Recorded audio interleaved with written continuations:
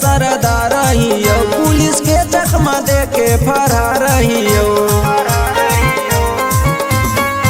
रंगदार के बेटा सरदार रहियो, पुलिस के चकमा दे के फरार रहियो।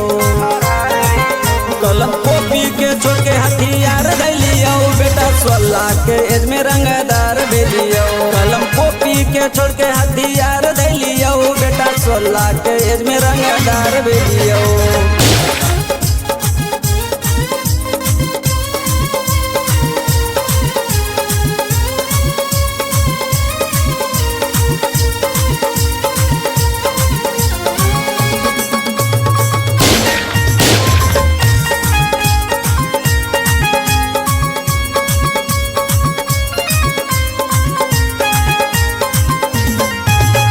पीछे चले कितना गैंग हके, रंगदारों के माइंड में हैंग हके।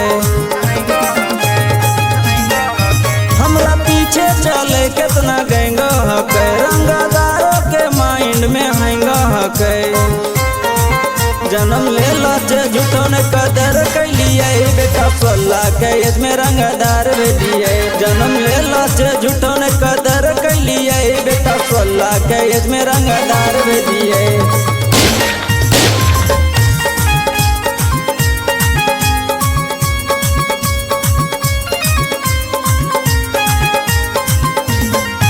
अभी नया नया हमर खून हके, रंगदारी के चढ़ल जुलूम हके।